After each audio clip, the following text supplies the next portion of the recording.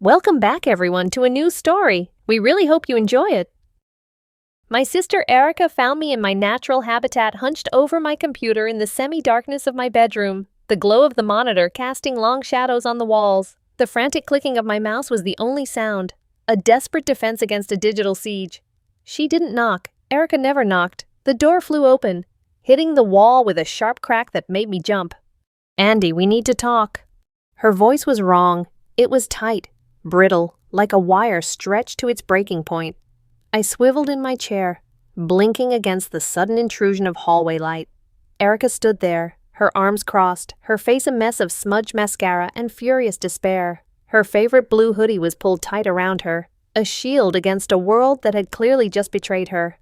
"What's wrong?" I asked, my voice still stuck in its quiet. "Indoor register. Is it Brad?" The name hung in the air like a curse. Brad, her boyfriend of 6 months. Brad, the captain of the football team, with a smile that could charm parents and a reputation that should have sent them running. I never liked him. He had a way of looking at Erica that felt possessive, and a way of looking at me that felt like he didn't see me at all. "It's over," she choked out, a single tear finally breaking free and tracing a clean path through the makeup on her cheek. The scumbag. I found texts on his phone. Andy. Text to Sarah Jensen while he was with me. He was telling her he loved her. My stomach tightened in a knot of protective anger. "I'm so sorry." He's a jerk. I always told you he was." "I know," she sniffled, wiping her eyes with the back of her hand. "But telling me I told you so isn't going to help right now. I need more than that. I need revenge." I leaned back, my chair creaking in protest. Revenge. "What are you talking about? You want me to go punch him? You know I'm not exactly a fighter." I gestured to my own lanky 16-year-old frame, which was better suited for coding than combat. Erica shook her head, a strange manic light entering her eyes. The grief was still there, but it was being rapidly replaced by something sharper, more calculated. "No, nothing so simple. Punching him lets him play the victim. I want to humiliate him. I want to destroy his reputation. I want to make him a laughingstock in front of all his stupid friends." She paced back and forth in the small space between my bed and my desk, her energy filling the room. "I know his type," she said, her voice dropping to a conspiratorial whisper. "He has a dream girl. He's told me about her a million times when he's drunk. Blonde, blue eyes, curvy, but slender. Basically a walking cliché. He thinks girls like that are a prize to be won." "Okay," I said slowly, not following her logic. "So you're going to find this girl and pay her to embarrass him?" Erica stopped pacing and turned to face me, a slow, unnerving smile spreading across her face. "Better. I'm going to create her, and you, little brother, are going to be her." I stared at her, waiting for the punchline. When it didn't come, I just laughed. It was a short, nervous bark of a sound. "Huh. Very funny. You're insane. I'm your brother, not some dress-up doll." "I'm not joking. Andy." She pulled her phone from her hoodie pocket and held it up. The screen glowed with an interface I'd never seen before. It looked like a character creation screen from an advanced video game, with a featureless humanoid figure in the center surrounded by dozens of sliders and color palettes. "I found this app. It's not from any store. It's different. It can do things." My curiosity warred with my disbelief. "What kind of things?" "It can redesign a person," she said, her voice hushed with a kind of dark reverence. "Temporarily.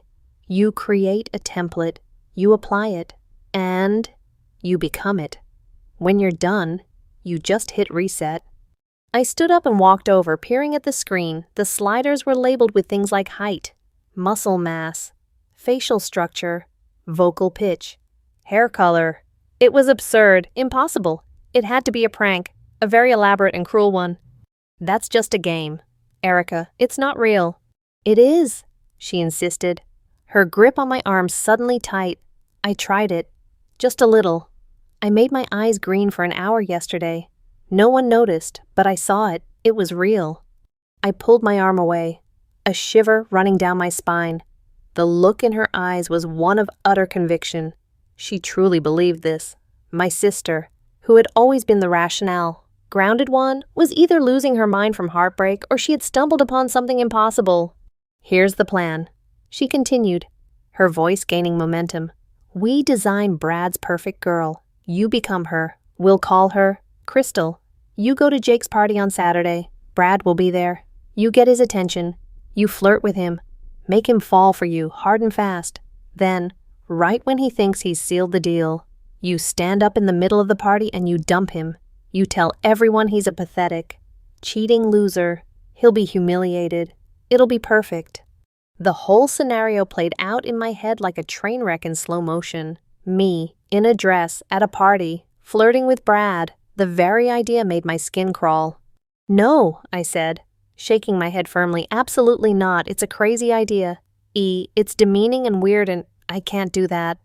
Please, Andy, she begged, the fury draining away, replaced by raw, pleading vulnerability. He broke my heart. He made me feel worthless. I just want to feel like I have some power back.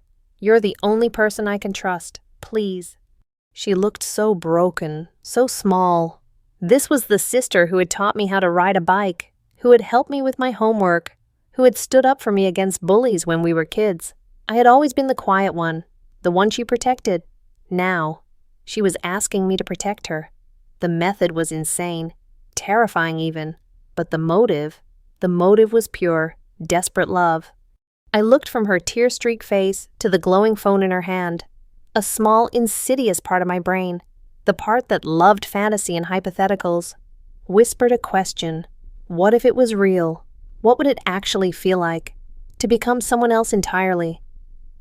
It was a terrifying thought, but it was also intriguing. A sliver of curiosity wedged its way into the mountain of my reluctance. I let out a long, heavy sigh, the sound of surrender. My own good judgment was screaming at me to run, but my loyalty to my sister was screaming louder. For how long, I asked, my voice barely a whisper. Her face lit up with a triumphant, watery smile. Just for the party. A few hours, that's it. Then we come home. Hit reset, and it's all over. It'll be our secret. I stared at the humanoid figure on the screen, a blank slate waiting to be sculpted. My fate, for one night at least, was tied to that impossible app. My life was about to get very, very strange. Okay, I said, the word feeling foreign in my mouth. Okay, Erica, I'll do it. Saturday evening arrived with all the subtlety of a ticking time bomb. I spent the day in a haze of anxiety, every normal activity feeling like the last rites of my own identity. Eating a sandwich, playing a game, even just looking at my own hands, it all felt temporary. By the time Erica called me into her room, my heart was hammering against my ribs like a trapped bird. Her room was a feminine sanctuary that felt more alien to me than ever. Posters of bands I didn't listen to, a vanity cluttered with bottles and brushes, and the faint, sweet smell of perfume. On her bed, laid out with surgical precision, was an outfit. It wasn't just an outfit, it was a statement, a declaration of war. A tiny black lace crop top, denim shorts so short they were more like a suggestion, a pair of black fishnet stockings, and high-heeled ankle boots that looked like instruments of torture. This is it, I squeaked, my voice cracking. I have to wear that. This is what Brad likes, Erica said grimly, holding up her phone. The character creation screen was active, shallow, obvious, and impossible to ignore. Now, sit on the edge of the bed. We need to do this before you change your mind. I sat, my hands clenched into fists on my knees. My reflection in her full-length mirror showed a nervous boy in a gray t-shirt and jeans, about to be erased. Okay, she began, her finger hovering over the screen. Let's start with the basics. Height, we'll keep it about the same. Maybe an inch shorter. Weight, let's drop about 20 pounds. She dragged a slider. A bizarre sensation washed over me, a weightless floating feeling, as if my bones were becoming hollow. It wasn't painful, just profoundly strange. Hair, she mused, definitely blonde, long, wavy. She tapped a color palette and dragged another slider. I felt a tingling on my scalp, a strange pressure, and then a cascade of something soft and heavy tumbled down around my shoulders, brushing against my neck and back. I instinctively reached up to touch it. It was silky, fine, and undeniably real. It was hair, a lot of it. Now for the face, she said, her focus absolute, softer jawline, smaller nose, fuller lips, and blue eyes. This part was more intense. A warmth spread across my face, like a fever. It felt like my very skull was being molded by invisible hands. I felt my Adam's apple shrink and disappear into my throat, a strange tickling sensation. I blinked, and the world seemed a shade cooler, a different tint. My own face felt like a mask I could no longer recognize by touch alone. "Okay, the body," Erica said, her voice a little hesitant now. "This is the big one." She moved her thumb over a series of sliders, labeled with feminine icons. Bust size, waist, hips. As she adjusted them, the promised heat washed over me. But this time it was a roaring fire. It started in my chest, a deep pulling ache that was both alarming and strangely full. I felt my chest swell, pushing against the fabric of my t-shirt. It was heavy. I instinctively hunched forward to counterbalance the new weight. My waist cinched inwards, a phantom corset tightening around me, while my hips flared out, the denim of my jeans suddenly becoming incredibly tight. The sensation was overwhelming. A complete rewriting of my physical self. My muscles melted away, replaced by a soft, smooth contour. My skin tingled everywhere, a pins and needles feeling that left it feeling impossibly soft and sensitive. I took a breath, and the sound that came out was a soft, airy gasp. My vocal cords had changed. My own breath sounded foreign, high and delicate. While Erica breathed, staring at me, it actually worked. I slowly pushed myself to my feet. My balance was off. The new weight on my chest and the shift in my center of gravity made me feel unsteady. I walked towards the mirror on trembling legs, my heart pounding with a mixture of terror and morbid fascination. The person staring back at me was not Andy. It was a girl, a very pretty girl, with wide, nervous blue eyes and a cascade of honey blonde hair. Her skin was flawless and smooth. She was wearing my baggy t-shirt and jeans, but they hung on her in all the wrong ways. The shirt was stretched tight across a chest that was undeniably female, and the jeans were straining at the seams around her new, curved hips.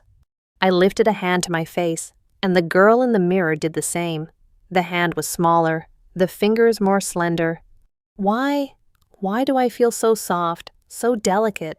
I whispered, and the voice that emerged was a stranger's. "This isn't my body."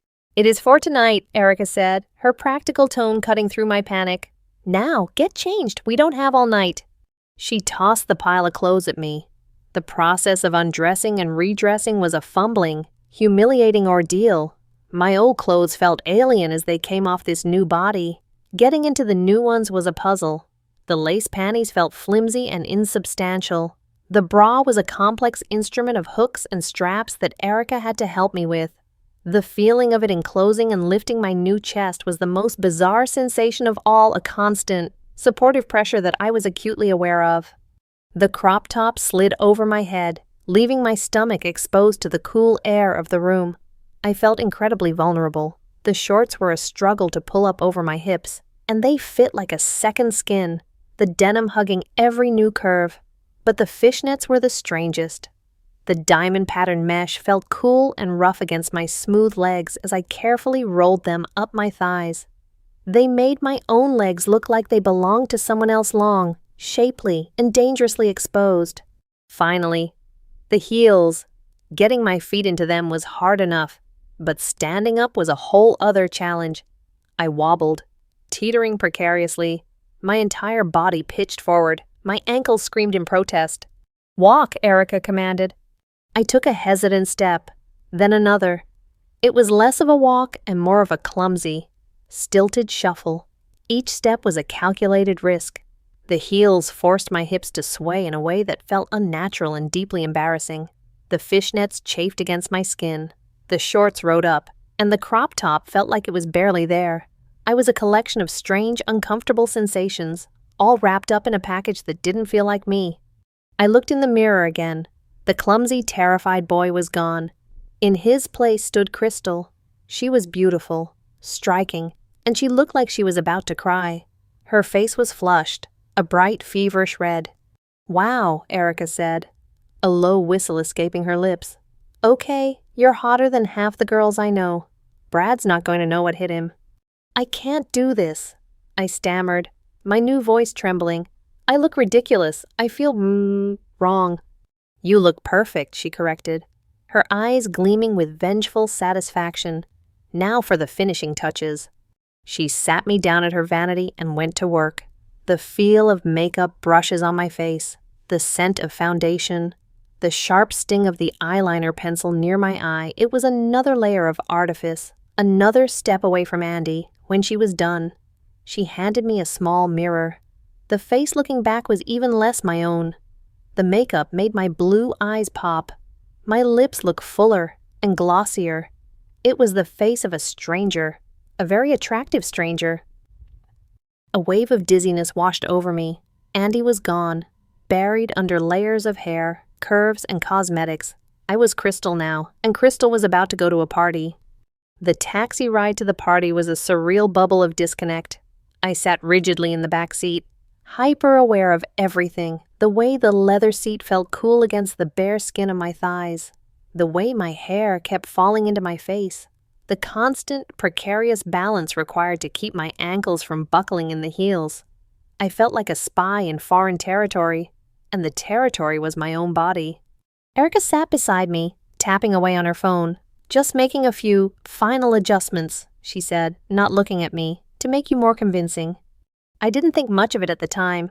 I was too busy trying to regulate my breathing. But then a strange thing happened. The taxi driver, a man in his late 20s with a thick neck and tired eyes, adjusted his rearview mirror.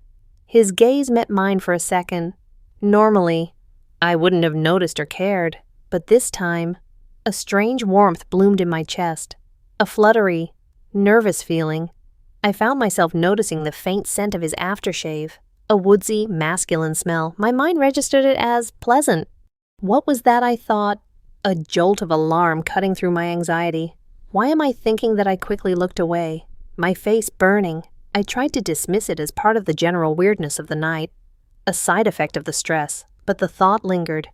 Unseen by me, Erica's thumb swiped across a slider on the app's hidden control panel.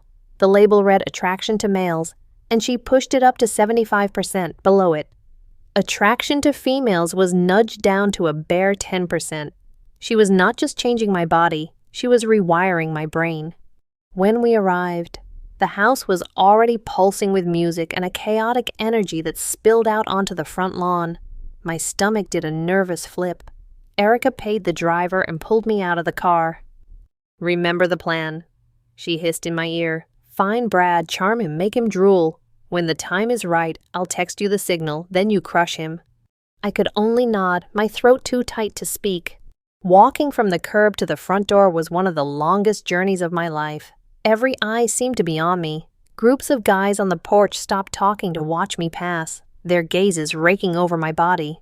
It was intimidating, invasive, but underneath the fear, a tiny, unfamiliar spark of something else ignited.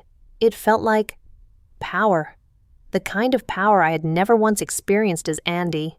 Inside, the party was a crush of bodies, heat, and noise. The air was thick with the smell of beer and sweat. I felt claustrophobic, lost, Erica, however, navigated the crowd with an expert's ease, pulling me along in her wake. She got me a plastic cup of some vaguely fruity punch and found us a relatively quiet corner. "Okay," she said, "scan the room, he's here somewhere." My eyes darted nervously around the crowd, and then I saw him. Brad was holding court in the center of the living room, a beer in one hand, gesturing with the other as he told some story to his circle of jock friends. He was exactly as I remembered him, tall, muscular, with that easy, arrogant confidence. But my reaction to seeing him was not what I expected. There was no surge of anger on Erica's behalf. Instead, my heart gave a strange, insistent little thump. The app's influence was subtle but pervasive. I found my eyes tracing the line of his jaw, the breadth of his shoulders in his tight-fitting shirt. A thought, unbidden and shocking, floated through my mind. He's actually kind of handsome.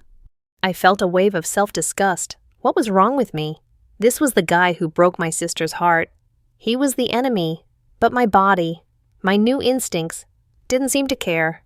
As if he could feel my gaze, Brad turned his head. His eyes scanned the room and then locked directly onto mine. His story faltered. A slow smile spread across his face. He excused himself from his friends and started making his way towards me.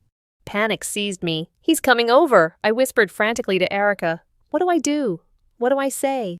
Just be cool, she muttered, before melting back into the crowd, leaving me completely exposed. Be Crystal.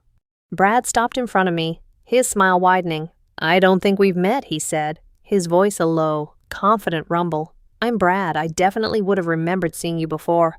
My mind went blank.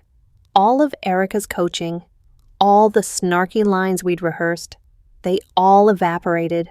I was just a terrified boy in a girl's body, standing in front of the most popular guy in school. But then something else took over. My lips curved into a shy smile all on their own. I'm Crystal, I heard myself say, my voice softer and breathier than I intended. Crystal, he repeated, tasting the name. Beautiful. What brings you to this lame party? I just moved to town. I lied. The story coming effortlessly. A friend of a friend invited me.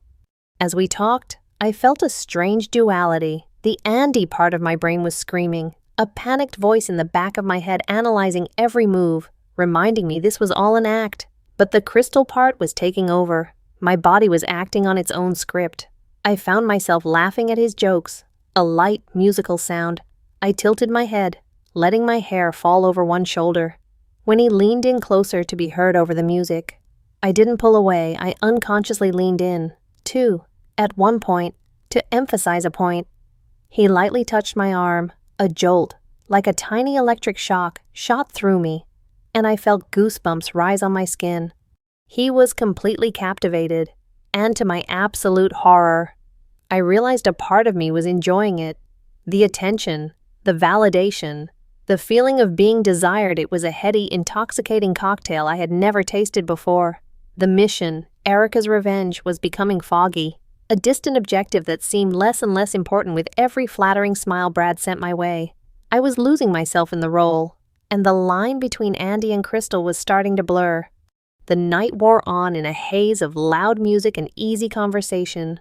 Brad never left my side. He bought me drinks, introduced me to his friends who all gave me looks of blatant approval and made me feel like I was the only person in the room. The Andy in my head was growing quieter, his warnings fading into a faint, nagging buzz. It was so much easier to just be Crystal, to smile and laugh and let this powerful, confident persona take the lead. I was learning the language of this new body without even trying. When I sat down on the couch, my legs automatically crossed at the knee, a gesture I'd never made in my life, but that felt completely natural now.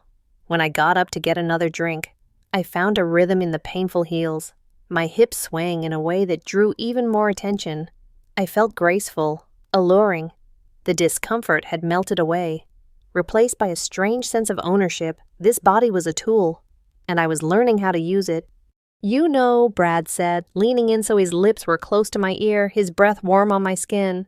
It's impossible to have a real conversation in here. It's quieter upstairs. This was it. The moment, the opportunity to execute the plan. My heart hammered in my chest. This was my chance to deliver the killing blow, to humiliate him in front of everyone who was watching us. Do it now, the faint voice of Andy urged. Tell him to get lost. Call him out. I opened my mouth to say something witty and dismissive, just like Erica and I had practiced, but the words wouldn't form. I looked at Brad's face, at his hopeful, expectant eyes, and the app's programming kicked into overdrive. My pulse quickened, not with panic, but with a dizzying rush of anticipation. A part of me, a very large part of me, now didn't want to reject him. It wanted to see what would happen next. It was curious. It was attracted. My phone vibrated in the tiny back pocket of my shorts. I knew without looking that it was Erica. It was the signal. Now, reject him, the text would read. It was a lifeline back to Andy, back to the plan, back to reality. Brad held out his hand. Come on, he said softly, just for a few minutes. I looked at his outstretched hand, then down at my own. The plan felt like a distant, irrelevant memory from someone else's life. The immediate reality was the warmth of the room, the thumping bass of the music, and the handsome boy in front of me, wanting me. The conflict inside me was a raging fire. Andy was screaming for me to run, to follow the plan, to think of Erica. But Crystal was whispering, her voice seductive and calm, that this was what she wanted, that this was right. My hand seemed to move of its own accord. I ignored the vibrating phone against my skin. I slipped my slender fingers into his larger, warmer hand. His grip was firm, possessive. He smiled, a triumphant, handsome smile, and started to lead me towards the stairs. With every step, the voice of Andy grew fainter, like a radio station losing its signal. The physical sensations were overwhelming. The feeling of Brad's hand holding mine, the way my short shorts felt scandalously high as I climbed the stairs, the acute awareness of my own body moving in a way that was designed to be alluring. I felt a profound sense of surrender, of letting go. I was no longer in control. Crystal was. We walked down a short hallway. Away from the noise, he opened a door and led me into a bedroom. It was dark, the only light coming from the window, casting moonlit stripes across the floor. He closed the door behind us, and the click of the latch sounded like a final, definitive seal. He turned to me, his eyes dark with intent. "I'm glad you came up," he said, his voice low. My heart was a frantic drum against my ribs. I was terrified. I was exhilarated. The internal war was over, and Andy had lost. The part of my brain that was supposed to be thinking of Erica, of revenge, of the consequences, had gone completely silent. All that was left was a girl named Crystal, alone in a room with a boy she found incredibly attractive, her body trembling with a mixture of fear and desire. My phone vibrated again in my pocket, a desperate, final plea from a world I no longer felt connected to. I reached back, pulled the small device from my pocket, and without even looking at the screen, I turned it off. The screen went black, and with it, my last link to Andy felt like it had been severed for good. I woke to the unfamiliar sensation of sunlight streaming across my face. For a moment, I was adrift, floating in that placid space between sleep and consciousness. My body felt good, soft, warm, and deeply comfortable in the tangled sheets. My head was a little fuzzy, a dull throb behind my eyes from the party, but otherwise, I felt surprisingly at peace. I stretched, a long languid movement, my arms reaching above my head, my long hair fell across the pillow, and the sensation of it against my bare shoulders felt completely normal. I opened my eyes. The ceiling was unfamiliar, the walls a boring shade of beige, decorated with sports pennants. This wasn't my room. Memory returned in a slow, syrupy trickle. The party, the music, Brad. A blush crept up my neck as hazy, pleasant images flickered through my mind. I sat up, pulling the sheet with me to cover my chest. I was still in my party clothes, the lace top, the fishnets now torn in a few places. I looked around the room. Brad was gone. My primary emotion wasn't panic or confusion. It was a mild, girlish embarrassment, the kind a girl feels after a wild night. I swung my legs over the side of the bed and stood up, feeling a little wobbly. I needed a bathroom. I needed to fix my face. I padded over to a full-length mirror leaning against the wall. The girl looking back was a mess. Her blonde hair was a tangled nest. Her mascara was smudged beneath her eyes, and her lipstick was completely gone. But beneath the disheveled exterior, the face was mine. My name is Crystal, I thought, and this is my face. It felt as natural as breathing. The idea that it had ever been any other way was a distant, nonsensical dream. Suddenly, the bedroom door burst open. Erica stood there, her face pale and etched with sleepless panic. She looked like she had been crying for hours. "Andy, wake up. Oh, thank God, I found you. We have to go, right now," she said, her voice a frantic, desperate rush. I stared at her, my brow furrowed in confusion. The name she used bounced off me, holding no meaning. "Andy," I asked, my voice husky with sleep. "Who's Andy?" "My name is Crystal." Erica's face crumpled. It was a look of pure, unadulterated horror. "No," she whispered, shaking her head as if to ward off a terrible thought. No, don't say that. It was just a joke. A stupid plan. It's me, Erica. Your sister, you're Andy." I just stared at her, a growing sense of alarm prickling my skin. This woman was crazy. She was looking at me, but she was calling me by a boy's name, my brother. I didn't have a sister. I was an only child. My parents lived in a different state, didn't they? My own backstory felt a little fuzzy around the edges, but the core truth of my identity was solid. I was Crystal. "I think you have the wrong room," I said, my voice cold. I crossed my arms over my chest, an instinctively defensive posture. And I'm definitely not your brother." "The app," she cried, lunging forward and grabbing my arms. Her grip was surprisingly strong. "The phone," I changed the settings. "I messed with your head. I'm so sorry." "Andy, I just wanted to make sure you were convincing. I didn't know it would be permanent." Her words were a nonsensical jumble. App settings, she sounded completely unhinged. I tried to pull away, but she held on tight, her eyes wild with a desperation I couldn't comprehend. "Listen to me," she pleaded, her voice cracking. "Your name is Andy Miller. You're 16 years old. You live at 24 Maple Drive. You love video games. And you hate pickles. Remember, please. Andy, try to remember." She was reciting facts that meant nothing to me. It was like listening to a biography of a complete stranger. A cold knot of fear and anger began to form in my stomach. This woman was a lunatic, and she had somehow gotten into Brad's room. "Let go of me," I shouted, finally wrenching my arms from her grasp. "I don't know who you are, or this Andy person you keep talking about, but you need to get out of here before I call the police." Erica just stared at me, her mouth hanging open. The fight seemed to drain out of her all at once, replaced by a wave of utter devastation. She looked at my face, my body, my defiant posture, and she saw a stranger. She finally understood. The app hadn't just created a temporary disguise. It had overwritten a person. It had deleted her brother. Tears began to stream silently down her face. She took a stumbling step backward, then another. The sight of her profound, soul-deep sorrow did nothing to jog my memory. It only made me more confused and wary.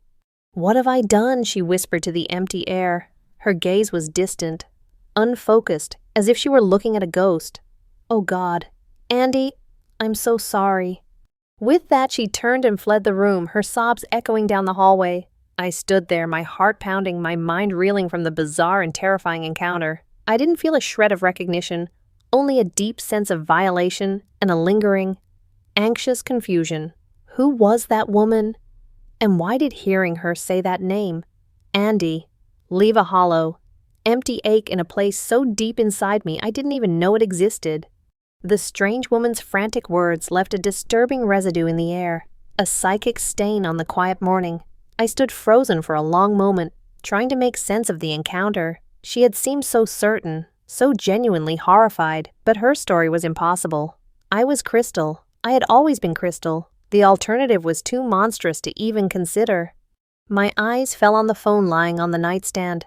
Not Brad's phone, but a different one, the one I had turned off last night. A faint memory surfaced. The woman, Erica, had been babbling about an app on a phone, driven by a sudden, urgent need to disprove her insane theory. I picked it up and pressed the power button. The screen flickered to life, and there it was, an app icon with no name, just a simple stylized outline of a human figure. My finger trembled as I tapped it. The character creation screen appeared. The humanoid figure in the center was a perfect replica of me, of Crystal. The blonde hair, the blue eyes, the exact proportions of my body. To the side, the sliders were all set, their values locked in place, and at the bottom of the screen was a single, terrifying button, reset to default. A wave of vertigo washed over me.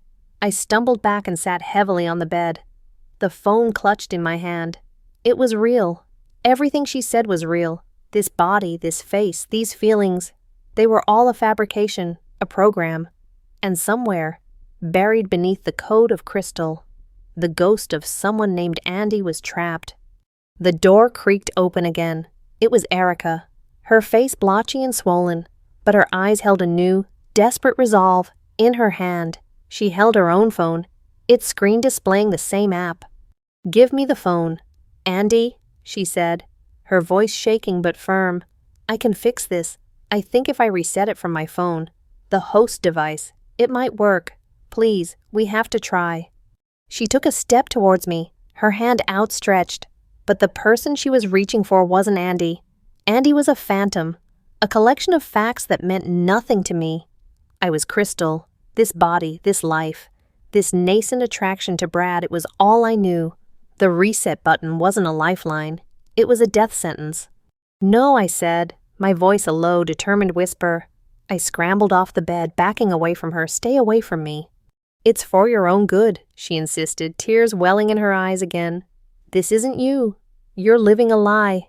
"This is the only me there is," I shrieked, my voice rising with panic. I clutched the phone to my chest, a sacred object that held the blueprint of my entire existence. She was trying to delete me. She lunged and I sidestepped, my new agile body moving with an instinct I didn't know I possessed. I ran for the door, fumbled with the lock, and slammed it shut just as she reached it. I twisted the lock, the click echoing the finality of my decision. I could hear her pounding on the other side, her cries of "Andy, please" muffled and distorted. I leaned my back against the door, my breathing coming in ragged gasps. My world had been turned upside down and shaken apart in the span of 10 minutes, but in the chaos, one truth had solidified: I would not let her erase me. I walked back to the mirror, the phone still held in a white-knuckled grip. I stared at my reflection, at Crystal's tear-streaked, frightened face. I took a deep, shuddering breath, then another. The panic began to subside, replaced by a cold, hard certainty. The memories of Andy were less than ghosts now. They were just data, a corrupted file on a hard drive that had been wiped clean. The person who agreed to this plan, the boy who loved his sister, was gone. Maybe he was never really there to begin with.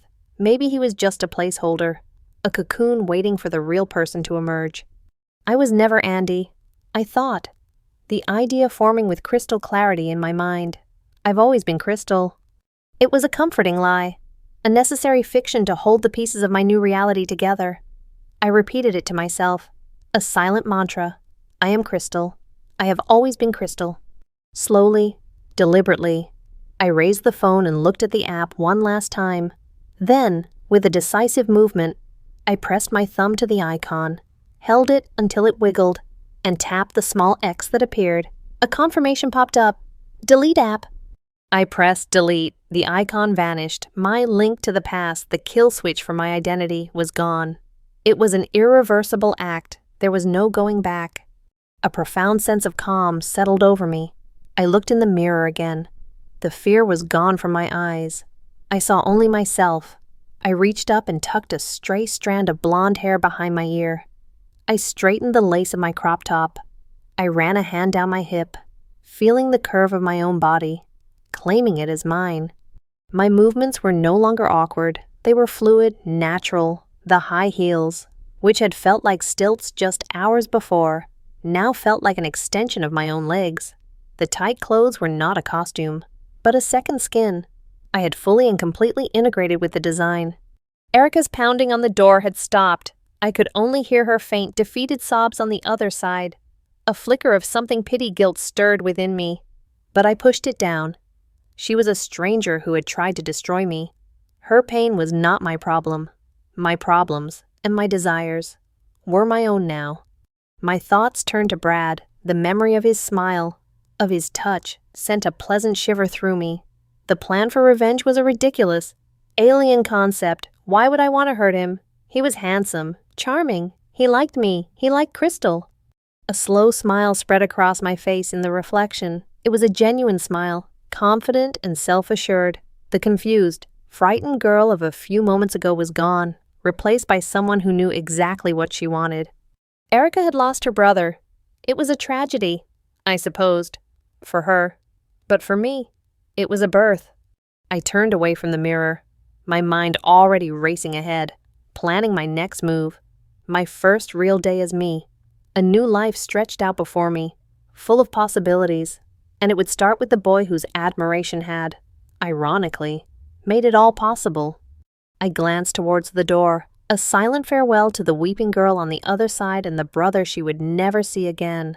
Then I looked back at my own reflection, a predatory gleam in my blue eyes. And tonight, I whispered, my voice a soft, silken promise to myself, he's mine.